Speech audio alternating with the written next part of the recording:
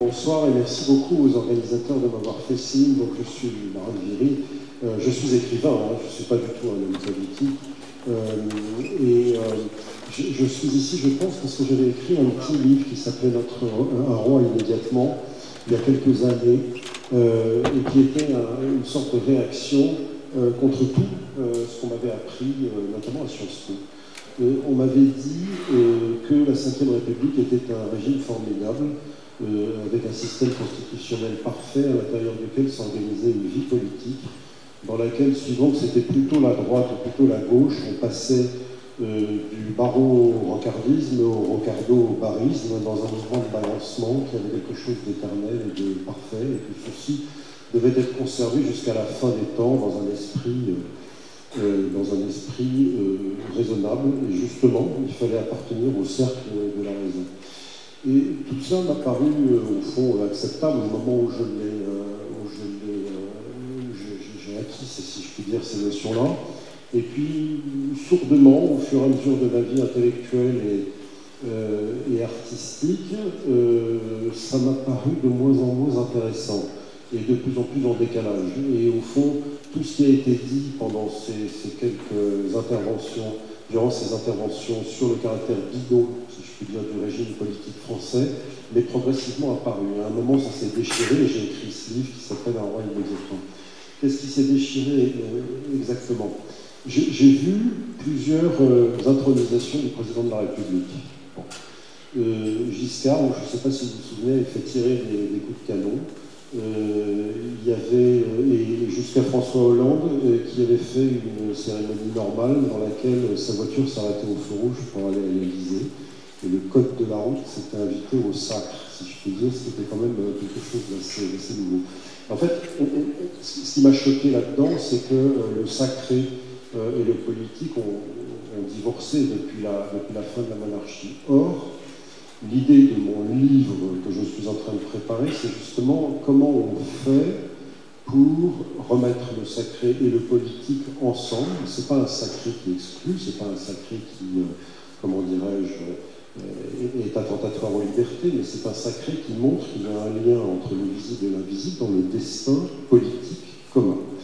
Donc comment on fait pour réintroduire le sacré? Sachant que les présidents de la République ont tous raté leur rapport avec le sacré.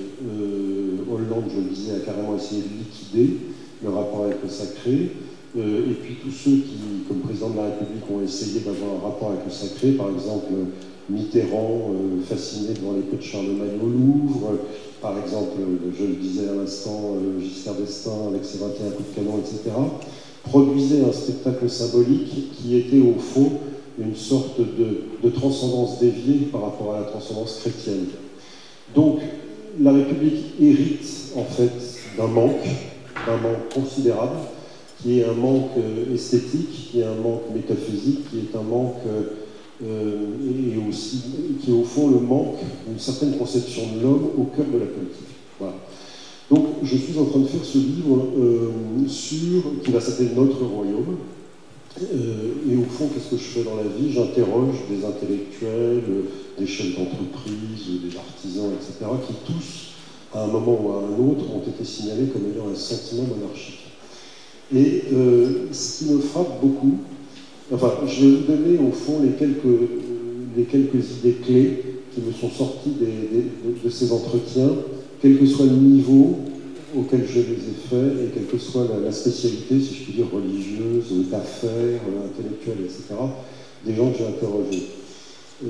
La première chose, et là on l'a entendu tout au long de l'après-midi, c'est qu'évidemment il y a le socle souveraineté nationale, ça c'est clair chez tout le monde, avec des variations autour du nationalisme pour certains, autour plutôt d'un patriotisme pour d'autres, avec les nuances. C'est-à-dire que le mot nationaliste est un mot extrêmement compliqué, parce qu'en fait il recouvre beaucoup de temps. Mais en tout cas, il y a évidemment le socle souveraineté nationale, et il y a aussi le socle liberté avec un S, c'est-à-dire les libertés locales, c'est-à-dire le respect des identités locales, etc. Et ce qui me frappe, c'est que ces deux socles, au fond, sont magnifiques, il n'y a pas de problème là-dessus, mais simplement, il y a des républicains qui ont ce même socle-là, il y a des souverainistes républicains, et il y a des républicains un peu de sensibilité girondine, qui aiment bien les libertés avec un S, les libertés locales, les libertés. Et donc, au fond, ça ne suffit pas à créer une spécificité de l'offre monarchique dans le champ politique. Ces deux idées-là, ou ces deux principes-là, ou voilà, ces deux courants-là, qui se rejoignent dans la monarchie. Ce qui, à mon avis, fait la spécificité dans les entretiens que j'ai eu encore une fois du mouvement monarchiste, c'est le rapport à la religion, et notamment à la religion catholique. Bon. Et pourquoi c'est si important, cette affaire, c'est que, au fond, l'homme monarchiste, si je peux dire, c'est un certain type d'homme. C'est un certain type d'homme. C'est ça qui définit la véritable différence entre le monarchisme et le républicanisme. Le républicain est un homme honorable, hein, il n'y a pas de regarder c'est écrit Stendhal là-dessus, c'est un homme honorable, plein de principes, etc. Mais le monarchiste n'est pas le même genre d'homme, le même type d'homme. Et il me semble que le mouvement monarchiste devrait tirerait profit, au fond, à dire le type d'homme que nous aimons, le type d'homme que nous promeuvons, le type d'homme que nous mettons en avant et que nous cherchons à faire émerger dans les différentes formations que l'Action française peut faire, c'est un homme monarchique. Et c'est quoi un homme monarchique? En fait, on le connaît tous dans la littérature. Il y a un bout qui vient du fond féodal qui est chevaleresque. Il y a une autre dimension qui est la dimension plus tardive, mais qui est la courtoisie, qui est évidemment le courage à la bataille, qui est la gaieté, la gaieté gasconne par exemple. Voilà. Et tous ces facteurs-là, au fond, devraient créer une forme, si vous me permettez cette expression, d'attractivité érotique au mouvement monarchique. C'est très important cette affaire, parce que sinon, il n'y a aucune raison pour qu'on n'oppose pas au mouvement monarchique, enfin en tout cas c'est ce que j'ai compris dans les entretiens que j'ai eus. Au fond, on peut être souverainiste en étant républicain, et au fond, on peut être pour les libertés avec un S en étant républicain aussi. Par contre, on ne peut pas être ces deux choses-là, plus un homme profondément monarchiste, sans être monarchiste. Voilà.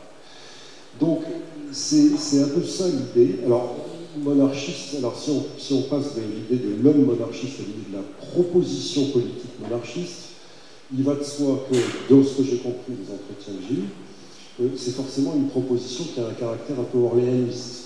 Je vous invite à relire l'introduction de l'orléanisme, une ressource libérale pour la France de Gabriel Debray dans son ouvrage de 1980 publié aux éditions Terrain. Il y a une introduction, ça dure 3 pages, ça dit tout de l'esprit orléaniste. C'est un esprit, en fait, dans lequel, au fond, la France est réconciliée avec elle-même. C'est-à-dire, c'est le contraire de l'esprit de revanche.